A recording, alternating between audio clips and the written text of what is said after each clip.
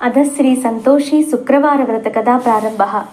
చాలా కాలం పూర్వం చంపక దేశంలోని శోభానగరం అనే పెద్ద పట్టణంలో ఒక వృద్ధ స్త్రీ నివసించేది. ఆమెకి 7 కొడుకులు. ఆ 7గురిలోనూ 6 ఏదో చక్కటి పనులలోనూ ఉద్యోగాలలోనూ కుదురుకొని ఎంచక్కా ధనార్జన చేస్తున్నారు. 7వ వాడైన శ్రీకరుడు ఏ పని చేయకుండా సోమరిపోతై ఎర్రటి ఏగాని కూడా సంపాదన లేనివాడే ఉన్నాడు. అందువలన అతన్ని ఎవరూ గౌరవించేవారు కాదు. చివరకు కన్న తల్లి కూడా అతన్ని హీనంగా చూసేది. సంపాదించే కొడుకులకు షడ్రసోపేతమైన రుచికరమైన భోజనాలు పెట్టి వారు తినగా మిగిలిపోయినవి తినిపారేసినవి అయిన ఎంగిలి పదార్థాలను శ్రీకరుడికి పెట్టేది. ఆ విధంగా శ్రీకరుడు ఎంగిలి చద్దికూడే ఆహారంగా బ్రతుకుతున్నాడు. క్రమంగా అన్నదమ్ములు 7గురికి పెళ్లిళ్ళయ్యాయి. పెద్దవాళ్ళ 6 వారి భార్యలతో హాయిగా కాలం గడుపుతున్నారు. సంపాదన లేనివాడు సోమరి అయిన శ్రీకరుడు మాత్రం ఎంగిలి తిండి తింటూ ఆ ఎంగిలి కూటినే భార్యకు అందిస్తూ బ్రతికేస్తున్నాడు. ముసలిది చూపిస్తున్న పక్షపాతమంతా శ్రీకరుడి భార్య అయిన కళ్యాణి కనిపెట్టింది. ఓ రోజున శ్రీకరుడు తన తల్లికి తనపై గల ప్రేమ గురించి ఆమె తనకు పెట్టే ఆహారం గురించి గొప్పలు చెప్పుకోసాగాడు. అది విని కళ్యాణి ఉండపట్టలేక, స్వామి, మీ తల్లిగారు మీకు ఎటువంటి ఆహారం పెడుతున్నారో తెలియక మీరు ఇలా మాట్లాడుతున్నారు. చాటుగా కనిపెట్టి చూడండి, మీకే తెలుస్తుందని చెప్పింది. సరే, చూస్తాను. నువ్వు చెప్పిన మాటలో తేడా వస్తే ఏం చేస్తానో చూడు అంటూ భార్యని హెచ్చరించి శ్రీకరుడు తన తల్లి చేసే పనులని ఓకంట కనిపెట్టసాగాడు. ఒక రోజున పెద్ద కొడుకులు 6 ధనార్జన చేసి ఇంటికి రాగానే ముసలిది వారందరికీ మధురమైన మిఠాయిలు వగైరా పిండి వంటలన్నీ చేసి పెట్టింది. శ్రీకరుణ్ణి అతని భార్యని పిలవనే లేదు. శ్రీకరుడు చాటుగా అంతా కనిపెడుతున్నాడు. పెద్ద కొడుకులు కోడళ్ళు మొత్తం 12 భోజనాలు చేసి వెళ్ళాక వాళ్ల విస్తళ్లలో పారేసిన పదార్థాలు ఏరి వేరే విస్తళ్లలో పెట్టింది ముసలిది. పిదప ఏమీ తెలియని దానిలాగా శ్రీకరుడి గది వద్దకు వెళ్ళి, నాయనా, నీ అన్నయ్యలు వదనులు భోజనాలు చేసేశారు, ఇంకా నువ్వు మీ ఆవిడ మాత్రమే మిగిలారు, వచ్చి తినండి అని పిలిచింది. శ్రీకరుడు విస్తరి వద్దకు వెళ్ళి అందులో పదార్థాలన్నీ తన అన్నలు వదనులు తిని వదిలేసినవని ఎంగిలి వస్తువులని గుర్తుపెట్టాడు. తల్లి విషం పెడితే కొడుకు ఎంత బాధగా ఉంటుంది. ఆ రోజు అతను అలాగే బాధపడ్డాడు. తనకు తన భార్యకు ఆ పూట ఆకలిగా లేదని చెప్పి వచ్చేశారు. శ్రీకరుడు తన భార్య దగ్గర చాలా బాధపడ్డాడు. కళ్యాణి అతన్ని ఓదార్చింది. ప్రాణేశ్వర, ధనం మూలం ఇదం జగత్. డబ్బు లేకపోతే అందరూ ఇలాగే చూస్తారు. అన్నిటికీ మూలం డబ్బే. ఇదే మీరు సంపాదనా పరులైతే మన పరిస్థితి మరొకలా ఉండేదని హితవు చెప్పింది. భార్య మాటలు శ్రీకరుడికి నచ్చాయి. తక్షణమే ధనార్జన నిమిత్తమై కృషి చెయ్యాలి అనుకున్నాడు. మర్నాడు ఉదయం తల్లి దగ్గరకు వెళ్ళి, అమ్మా, డబ్బు సంపాదించడం కోసం పరాయి దేశాలకు వెళ్లాలని ఉంది అనుకుంది. చాలా మంచిది నాయన, వెంటనే వెళ్ళిపో, ఓ పూట తిండైనా తప్పుతుంది అంది. శ్రీకరుడు మళ్ళా భార్యను చేరాడు. అప్పుడు ఆమె పిడకలు చేయడానికి పెరట్లో పేడ నలుపుతోంది. నేను వచ్చేదాకా నువ్వు ఇక్కడే జాగ్రత్తగా కాలం గడుపుకో అని చెప్పి తన చేతున్న ఉంగరం ఆమెకిచ్చి, నా గుర్తుగా ఇది నీ దగ్గర ఉంచుకొని మరి చెప్పి, నా గుర్తుగా నీకు ఇచ్చాను కదా, మరి నీ గుర్తుగా నాకేది ఇవ్వా అని అడిగాడు. అందులకు కళ్యాణి, ప్రాణనాథ, మీకు ఇచ్చేందుకు నా దగ్గర ఏమీ మిగల్లేదు. ఆయనను ప్రేమతో అడిగారు కనుక కోపగించుకోకండి అని పేడ కలుపుతున్న తన చేతిని అతని వస్త్రంపై గుర్తుగా వేసింది. అతను అది పేడే అని భావించగా ఆమె ప్రేమను అర్థం చేసుకుని సంతోషంగా పరాయి దేశాలకు ప్రయాణమయ్యాడు. కొన్నాళ్లు అతను ఒక ప్రయాదేశం చేరి అందుకు పట్టణంలో ఒక వ్యాపారిని కలిసి తనకు ఏదైనా ఉద్యోగం ఇప్పించమని ప్రాధేయపడ్డాడు. అతని ప్రార్థనగా వ్యాపారి మనసు కరిగి జాగ్రత్తగా ఉండవలన సుమాని హెచ్చరించి శ్రీకరుడికి తన వద్ద ఉద్యోగం ఇచ్చాను. శ్రీకరుడు ఉద్యోగంలో చేరి ఎంతో నమ్మకంగా పనిచేయసాగాను. అతని పనితనముకు విశ్వాసపాత్రతకు మెచ్చుకున్న వ్యాపారి తన వ్యాపారంలో కొంచెం వాటా కూడా ఇచ్చాను. శ్రీకరుడు ఇంకనూ కష్టించి పనిచేసి వ్యాపారం లక్షల్లోకి పెంచాను. ఇట్లు 12 సంవత్సరాలు గడిచిపోయాయి. వ్యాపారి ముసలివాడైపోయినందువల్ల తన వాటా ధనం మాత్రం తను ఉంచుకుని తక్కిన ధనమంతా మిగిలిన వ్యాపారం అంతా శ్రీకరుడికి అప్పగించి విశ్రాంతి తీసుకోసాగాను. శ్రీకరుడు స్వతంత్ర వ్యాపారస్తుడైన అమితమైన ధనవంతుడే సుఖంగా కాలం గడపసాగాను. ఇచ్చట అత్తవారి ఇంటి వద్దనున్న కళ్యాణికి నానాటికి బాధలు పెరిగిపోసాగాయి. అత్తగారు ఆమెను కోడింట్రికం పెట్టి విపరీతమైన కష్టముల పాలు చేయసాగింది. ముసలిది కళ్యాణిచే ఇంటి పని అంతయో చేయించుకుని సరిగ్గా అన్నం కూడా పెట్టేది కాదు. అందువలన కళ్యాణి అడవికి పోయి కట్టెలు ఏరి అవి అమ్ముకుని వచ్చిన దాంతో జీవనాధారం గడుపుకోసాగింది. ధనార్జనకై వెళ్ళిన తన భర్త ఎప్పుడు వచ్చునా, తన కష్టములు ఎప్పుడు తీరునా అని ఆమె ఎంతయో ఎదురు చూడసాగింది. ఇట్లుండగా ఒకనాడు కళ్యాణి కట్లు కట్టుకుని తలపై పెట్టుకుని వచ్చుచుండగా మధ్యలో ఆమెకు దాహం వేసింది. చేరు గ్రామం వచ్చే వరకు ఎట్లో ఓర్చుకుంది. గ్రామంలోకి రాగానే ఒకరింటికి వెళ్లి మంచినీళ్ళు అడగబోయింది. ఆ సమయం నా ఇంటివారు సంతోషి మాత వ్రతం చేసుకునిచున్నారు. ఆ వ్రతే మహిమ చూచుచూ కళ్యాణి దాహం మాటే మర్చిపోయింది. అట్లే ఆ పూజ చూచుచూ ఉండి చివరిలో కదవిని ప్రసాదం తీసుకుంది. తనకు కూడా ఆ వ్రతం చెయ్యాలి అనే కోరిక కలిగింది. అందుచే వ్రత విధానమంతయు ఆ ఇంటి వారిని అడిగింది. అందులకు ఆ ఇల్లాలు సౌభాగ్యవతి. ఇది సంతోషిమాత వ్రతం. దీనిని ప్రతి శుక్రవారం నాడు శ్రద్ధాభక్తులతో చేయవలను. అలా 40 శుక్రవారం నాడు వ్రతం చేసి 41వ శుక్రవారం నాడు ఉద్యాపన చేసుకున్నట్లయితే ఆ అమ్మవారి అనుగ్రహం వలన కోరిన కోరికలన్నీ తీరి నిత్య సంతోషంతో జీవించగలుగుతారు. ఈ వ్రతం చేసేవారు శుక్రవారం నాడు పులుపు పదార్థములు మటుకు తినరాదు అంటూ నియమాలను, ఉద్యాపన విధానమును తెలిపింది. కళ్యాణ విషయములన్నీ శ్రద్ధగా అర్థం చేసుకుని మనసులో అమ్మవారిని పలుమార్లు ప్రార్థించి కట్టెల మోపు నెట్టికి ఎత్తుకుని గృహోన్ముఖురాలయ్యింది. దారిలో ఒక ధనవంతురాలు ఆమెను పిలిచి, నీవు కోరిన ధనమిస్తాను, ఆ కట్టెల మోపు మాకు అమ్ముతావని అడిగింది. సరే అని కట్టెలను ఆ కలవారికి అమ్మి డబ్బులు తీసుకుంది. తలుచుకోవడమే ఆలస్యంగా తల్లి ఈ విధంగా తను అనుగ్రహించి కట్టెలు అమ్మించిందని భావించి కళ్యాణి ఆ డబ్బుతో ఆ రోజే సంతోషిమాత వ్రతం చేయాలని నిశ్చయించుకుంది. తక్షణమే విపుణి వీధికి పోయి కావాల్సిన వస్తువులు కొనుక్కుంది. దానిలో ఆమెకు ఒక దేవాలయం తారసపడింది. ఆ ఆలయం ఏ దైవానిదని అడగ్గా అక్కడ వారు సంతోషిమాత గుడి అని చెప్పిరి. ఆ మాట విని కళ్యాణి అంతులేని ఆనందంతో గుళ్ళో అమ్మవారి దర్శనం చేసుకుని అనేక రకములుగా ప్రార్థించి తను తెచ్చిన పదార్థములన్నీ ఆమెకు నివేదించి ప్రసాదం పుచ్చుకుని ఇంటికి వెళ్ళింది. అది మొదలు ఆమె ఎంతో నియమముగా ప్రతి శుక్రవారం నాడు సంతోషిమాతను పూజించుచు వ్రత నియమాలను తూచా తప్పకుండా పాటించుచు కాలం గడపసాగింది. ఇలా కొన్ని రోజులు గడవగా ఒక శుక్రవారం రాత్రి సంతోషిమాత కళ్యాణి కలలో కనిపించి, అమ్మాయి ఇదిగో నీ భర్త చిరునామా కల కాగితమని ఆమెకు ఇచ్చింది. మెలకువ వచ్చి చూడగా చిరునామా కల కాగితం ఆమె పక్కలోనే పడి ఉన్నది. అమ్మవారి దయకు మహాత్మ్యమునకు ఆమె ఎంతగానో ఆశ్చర్యపడి ఆనందపడి దేవి ఆజ్ఞ ప్రకారం ఆ చిరునామాకు భర్తకు ఉత్తరం రాసింది. అట్లు కళ్యాణి ఉత్తరం రాసిన అనతి కాలమునకే శ్రీకర్ణి వద్ద నుంచి ఆమె కొంచెం ధనము ఉత్తరము వచ్చాయి. భర్త జాబు వచ్చుడితోటనే తన కష్టములు గట్టెక్కినవని కళ్యాణి ఎంతయో ఆనందించింది.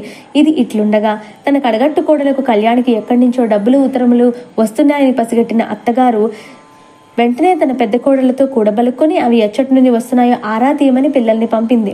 పిల్లలు కళ్యాణి వద్దకు వెళ్లి, పిన్ని డబ్బులు ఉత్తరాలు ఎక్కడి నుంచి వస్తాయని అడగ్గా కళ్యాణి మీ పినతండ్రి గారి నుంచే వస్తున్నాయని నిజం చెప్పింది. అమాయకులైన పిల్లలు ఆనందంతో తల్లి వద్దకు బామ వద్దకు వెళ్లి కళ్యాణి చెప్పిన సంగతిని చెప్పారు. పిల్లల అల్లరి ఆనందం చూశాక తమకు కూడా బిడ్డలుంటే బాగుండనుకుంది కళ్యాణి. ఒకనాడు గుడికి వెళ్లి అమ్మవారి దర్శనం చేసుకుని, అమ్మా నన్ను కటిక దరిద్రం నుంచి తప్పించావు, నీ దయవల్ల సుఖంగానే ఉన్నాను, కానీ స్త్రీకి మాతృత్వమే కదా ప్రధానమైనది, నాకు పిల్లలు లేరు, కావున తల్లి నన్ను నా భర్త చెంతకి చేర్చు, మా కాపురం నిలబెట్టు, నా కడుపు పండేలా చేతలని మరీ మరీ ప్రార్థించింది. ఆ భక్తురాలి ధర్మబద్ధమైన కోరికను తీర్చనించిన సంతోషిమాత ఒకనాటి రాత్రి శ్రీకరుణకు బ్రాహ్మణ ముత్తైదు వేషంలో కల్లో కనిపించి, శ్రీకరుడా నీవు వివాహితుడివైన నీ యోగ్రాలకు నీ భార్యని సుగ్రామనంది విడిచి వచ్చిన సంగతి మర్చిపోయి ధనార్జన ఒకటే జీవితంగా కాలం గడిపినావు. ఇట్లన్నిచ్చో నువ్వు పెండ్లి ఎలా చేసుకుంటివి, నీచెంతనే ఉండవలనని చిలకా గోరింగల వల్ల కాపురం చేసుకోవాలని పిల్లకి మాత్రం కోరికలుండవా? కావున నాయన నీవు సత్వరమైన ఈ స్వగ్రామనకు ప్రయాణం కమామని కూడి సుఖంగా సంసారం చేసుకున్నాము. నేను చెప్పినట్లు చేయక నా మాటను తృణీకరించిన పక్షమున నా ఆగ్రహమునకు గురైదవు సుమా అని హెచ్చరించింది. శ్రీకరుడు వెంటనే కలలో నుంచి మెలకు వచ్చి లేచి ఆమె ఎవరో దేవతి అని భావించి చేతులు జోడించి అమ్మవారిని పలుమార్లు ప్రార్థించి, అన్నీ తెలిసిన అమ్మవు, నా కష్టములు మాత్రం ఎరగవా తల్లి, ఈ వ్యాపారంలో ఏర్పడిన ఇబ్బందుల వల్ల నేను కాలు కదపలేకపోతున్నాను, నా మీద దయవుంచి నా చిక్కులు ఎంత త్వరగా తొలగిస్తే నేను అంత త్వరగా నా గ్రామానికి బయలుదేరుతాను, భారము నీదే భగవతి అని మొక్కుకున్నాడు. అతని మొర కూడా విన్నదా తల్లి. ఆమె అతని పట్ల కూడా కరుణించింది. ఆమె కరుణ వల్ల అతనికి వ్యాపారంలో ఏర్పడ్డ ఇబ్బందులని ఇట్లే తొలగిపోయాయి. రావాల్సిన సొమ్మంతా చేతికి వచ్చేసింది. ఆ ధనమంతా మూటకట్టుకుని అమ్మవారికి ఇచ్చిన మాట ప్రకారం భార్య వద్దకు బయలుదేరాడు శ్రీకరుడు. ఇక్కడ శ్రీకరుడు బయలుదేరగానే అక్కడ సంతోషిమాత కళ్యాణి కలలో కనిపించి, అమ్మాయి నీ భర్త నీ కోసం బయలుదేరాడు. సరిగ్గా నీ భర్త వచ్చే రోజు నీ కట్ల మోపును 3 భాగాలు చేయి. ఒకటి నదీ తీరంలో ఉంచు, 2వది నా గుడిలో పెట్టు, 3వది నీ తలపై ధరించి నీ భర్త నీ ఇంటి ముందుండగా అత్తగారికి అతనికి వినపడేటట్టు మీ అత్తగారితో, ఓ అత్తయ్య నా పొట్టి రొట్టెలు నాకు పెట్టు, ఆకలిగా ఉంది, నా చిప్పనీళ్ళు నాకు పోయి దాహంగా ఉంది, త్వరగా వచ్చి మోపు దించుకోబడనొప్పిగా ఉందని కేకలు పెట్టని అమ్మవారు కలలో నుండే మాయమైపోయారు. శ్రీకరుడు నదీ తీరంలో పడవ సరికి చాలా చలిగా ఉంది. ఆ చలిలో తన భార్య గుర్తుకు వచ్చింది.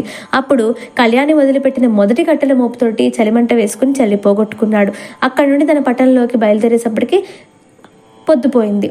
అతనికి ఆకలి వేసింది. అప్పుడు కళ్యాణి గుడి దగ్గర వదిలిపెట్టిన 2వ కట్టెల మోపు మీద వంట చేసుకుని ఆ వంట తిని రవంత విశ్రాంతి తీసుకుని ఇంటికి బయలుదేరాడు. శ్రీకరుడు గుమ్మం చేరేసరికి కళ్యాణి కట్ల మోపుతో వచ్చి అమ్మవారు చెప్పినట్లుగానే కేకలు పెట్టింది. శ్రీకరుడు ఆమెను గుర్తించాడు.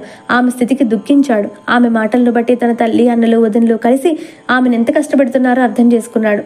ఆమెను కౌగిలించుకున్నాడు. కన్నీరు తుడిచి ఓదార్చాడు. కళ్యాణిని బాధలు పెట్టిన ఇంట్లో ఉండడం ఇష్టం లేక శ్రీకరుడు వేరే కొత్త ఇల్లు కొనుక్కున్నాడు. కళ్యాణి అతను అందులో కాపురం పెట్టారు. ప్రతి శుక్రవారం నాడు సంతోషిమాత వ్రతం చేసుకుంటూ దంపతులు ఎంతో ఆనందంగా జీవించసాగారు. అంతలోనే అమ్మవారి వ్రతంకు ఉద్యాపన చేయాల్సిన సమయం వచ్చింది. అందుకనే పాత గొడవలన్నీ విస్మరించి ఆ ఉద్యాపన ఎంతో ఘనంగా చేయాలనుకున్న అత్తగారిని 6 తోడికోళ్లను కూడా ఉద్యాపనకి రమ్మని పిలిచింది. అయితే తోడికోళ్లకు అత్తగారికి మాత్రం కళ్యాణి మీద కక్ష పోలేదు. ఎలాగోలా ఆమెను కష్టపెట్టాలనుకున్నారు. ఆమె చేసే వ్రతానికి భంగం కలిగించాలని నిర్ణయించుకున్నారు. అందుకోసమని వాళ్ళు నియమం తప్పి కళ్యాణికి తెలియకుండా చాటుగా పులుపు పదార్థాలు వండుకుని తిన్నారు. అంతటితో కళ్యాణికి వ్రతభంగం జరిగిపోయిందని ఎంతగానో ఆనందించారు. వ్రత నియమాలకు విరుద్ధంగా ఆ ఇంట పులుపు తిన్నందువల్ల సంతోషమాత ఆగ్రహించింది. ఆ కారణంగా శ్రీకరునిపై లేనిపోని అభాండాలు పడ్డాయి. రాజభటులు వచ్చి శ్రీకరుణ్ణి బంధించి తీసుకుని వెళ్లారు. కళ్యాణి సంతోషమాత పాదాలపై పడి విలపించింది. తన భర్తని రక్షించమని, కష్టాల బారి నుండి తనను కాపాడమని కంటికి వంటికి ఏకధారగా ఏడ్చింది. పరమ కరుణామయ్య అయిన తల్లి కళ్యాణి నిర్దోషి గనక ఆమెను అనుగ్రహించింది. అందువల్ల శ్రీకరుడు బంధ విముక్తుడై ఇంటికి చేరాడు. ఏదో పనుల విషయమై రాజుగారు పిలిచారని, తను పన్ను కట్టి వచ్చేశానని, మరేమీ భయం లేదని ఆమెకి ధైర్యం చెప్పాడు. తిరిగి ఆ దంపతులు ఆనందంగా సంసారం చేసుకోసాగారు.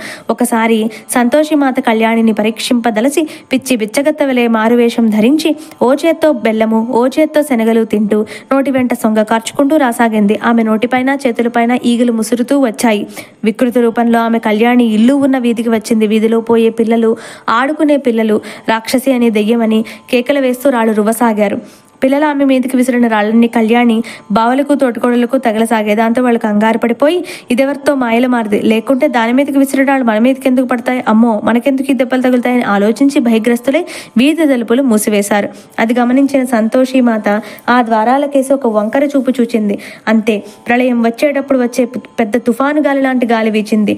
ఇంటి తలుపులు విడివడి భళ్ళును తెరుచుకున్నాయి. ఇంటి మీద పెంకులు లేచిపోసాగాయి. ఇంట్లో వాళ్ళు ఆ గాలి విసురుకి సరిగ్గా నిలబడలేక అటు ఇటు తూలిపోతున్నారు. పైకి ఎగిరి నడవసాగారు. చచ్చాన్రా బాబోయ్ అంటూ గావు కేకలు పెట్టసాగారు. ఈ రగడంతా విని లోపల ఇంట్లోంచి కళ్యాణి బయటికి వచ్చింది. వీధి వాకిట బిచ్చగత్త రూపంలో నిలబడి ఉన్న అమ్మవారిని పరీక్షగా చూసింది. ఆమె సంతోషి మాతే అనిపించింది కళ్యాణికి. వెంటనే కళ్యాణి అమ్మ కాళ్లపై పడి, జగన్మాత కరుణామయ్యి, నేను గుర్తించాను. నువ్వు నా ఆరాధ్య దైవమైన సంతోషి మాతవే గాని అన్యురాలవు కాదు. అమాయకులైన నా బంధువుల్ని రక్షించు, నా పరువు కాపాడు తల్లి అని సవినయంగా ప్రార్థించడంతో అమ్మవారు అక్కడి నుంచి నవ్వుతూ అదృశ్యురాలైపోయారు. అక్కడ వాతావరణం ప్రశాంతంగా మారిపోయింది. ఇంత జరిగిన తర్వాత కూడా కళ్యాణి తోటికోడలకు అమ్మవారిపై నమ్మకం కలగల. ఎలాగోలా శ్రీకరుణ్ణి కళ్యాణిని సర్వనాశనం చేయాలనే ఆలోచనని మానుకోలేపారు. ఆఖరికి చంపివేద్దామనే నిర్ణయానికి వచ్చి ఓ రోజున పాలల్లో విషం కలిపి కళ్యాణికి ఇచ్చారు. అమాయకురాలైన కళ్యాణి తోటికోడలు ప్రేమతో ఇచ్చారు కదా అని తాగుదామని సిద్ధపడింది. అయితే ఆ అమ్మవారి దయవల్ల శ్రీకరుడు ఆమెని ఆ సమయంలోనే పిలవగా ముందుగా పాలపాత్ర అక్కడ పెట్టి భర్త వద్దకు వెళ్ళింది. అప్పుడే అటుగా వచ్చిన శ్రీకరుడి అన్న కొడుకు ఒకడు ఆకలిగా ఉన్న ఆ పాలన్నీ గటగటా తాగేసి, తాగడం ఆలస్యం గావుకేకలు పెడుతూ నేలపై పడి ప్రాణాలు వదిలిపెట్టేశాడు. కుర్రవాడి ఆర్తనాదాలు విని అతని తల్లి అక్కడికి పరుగున వచ్చింది. పాలపాత్రని, కొడుకు శవాన్ని చూసి జరిగింది ఊహించింది. వెంటనే కళ్యాణి పాలలో విషం కలిపి తన కొడుకుని చంపివేసిందంటూ ఊరువాడ వినిపడేలా అరుస్తూ కొడుకు శవం మీద పడి ఏడవసాగింది. అది విని ప్రజలందరూ కళ్యాణిని, శ్రీకరుని నానా మాటలనసాగారు. హఠాత్తుగా మీద పడిన ఈ హత్యా నేరానికి అపరిందిగా దంపతులు ఎంతగానో పరితపించారు. అయినా సరే అన్నింటికీ ఆ తల్లే ఉందన్న ధైర్యంతో మనసారా తల్లినే స్మరించసాగారు. భక్తులను రక్షించడంలో భార్గవిని మించిన వారు లేరు కదా. తన భక్తులు కంటతడి పడితే ఆ తల్లి భరించదు. అమ్మవారు వెంటనే కరుణించారు. అటుగా వచ్చి శ్రీకరుడి అన్న కొడుకు ఆకలిగా ఉండి కళ్యాణి తాక్కుండా అట్టే పెట్టిన పాత్రనందుకని పాలన్నీ గబగబా తాగడం ఆలస్యంగా ఆవుకేకలు పెడుతూ నేలపై పడి ప్రాణాలు వదిలిపెట్టినా సరే అమ్మ సంతోషిమాత కళ్యాణి చేసిన ప్రార్థనను ఆలకించి విషపానకం వల్ల మరణించిన బిడ్డను బ్రతికించారు. ఆ కుర్రవాడు నిద్రలేచినట్టుగా లేచి కూర్చున్నాడు. అంతా కలిసి కళ్యాణిని, శ్రీకరుడిని తిట్టడం విన్న ఆ పసికందు, అమ్మ పిన్ని బాబాయిని తిట్టకండి, ఆకలిగా ఉండి ఆ పాలను నేనే తీసుకుని తాగాను కానీ పిన్ని నాకు ఇవ్వలేదని నిజం చెప్పాడు. దాంతో కళ్యాణి, శ్రీకరుడు నిర్దోషులని తేలిపోయింది. అయితే కళ్యాణి కోసం పెట్టిన పాలల్లో విషం ఎవరు కలిపారనేది ఆలోచించారు. దాంతో విషం కలిపిన తోటకోళ్ళ తన రహస్యం దాగదని గుర్తించి తక్షణమే కళ్యాణి కాళ్ల మీద పడి క్షమాపణ కోరుకుంది, లెంపలు వేసుకుంది. ఇంకా ఎప్పుడూ అటువంటి తప్పిదాలు చేయని పదే ప్రార్థించింది. భగవతి ఎంత కరుణామూర్తియో ఆమె భక్తులు కూడా అలాగే మెత్తటి మనసారు కలవారే ఉంటారు. అందువల్ల కళ్యాణి తోటకోళ్ళను క్షమించింది. నేను క్షమించినంత మాత్రం చేత ఏం లాభం, అంతా అమ్మవారి చలవ, వెళ్ళి సంతోషి మాత్రం క్షమాపణ వేడుకోండి అని చెప్పింది. అందరూ కలిసి తల్లిని ప్రార్థించారు. జై సంతోషి మాత అంటూ ఆమెను స్తోత్రం చేశారు. ఆనాటి నుండి అందరూ కలిసిమెలిసి వచ్చారు. ఓ రోజు శుక్రవారం నాడు 7 తోటికోళ్లు కలిసి సంతోషిమాత వ్రతం చేసుకున్నారు. పిల్లలు పుల్లటి పదార్థాలు పెట్టమని అడిగినా వ్రత నియమం కోసం వాళ్ళు పులుపు అనేది అందకుండా చేశారు. మధుర ఫలాదులు దక్షిణలు ఇచ్చే సంతోషిమాత కృపకు పాత్రులయ్యారు. అనంతరం కానుక శుభ సమయాన్ని కళ్యాణి గర్భవతి అయింది. చక్కటి ముహూర్తంలో ఎంచక్కటి కుమారుడికి కంది. అమ్మవారి వరప్రసాదంగా పుట్టిన ఆ బిడ్డని ప్రేమగా పెంచుకుంటూ సంతోషిమాత పూజలు మానకుండా చేస్తూ కళ్యాణి శ్రీకర్ దంపతులు కలకాలం సుఖ సౌఖ్య సంతోష సంపదలతో తొలుతూగారు. ఈ కథ విన్నవారికి చదివిన వారికి కూడా సంతోషిమాత అనుగ్రహం వల్ల సర్వ సౌఖ్యాలు కలుగుతాయనలో ఏమీ సందేహం లేదు. జై సంతోషిమాత, జై జై సంతోషిమాత, జై జై జై సంతోషిమాత. సంతోషిమాత వ్రత కథ సమాప్తం.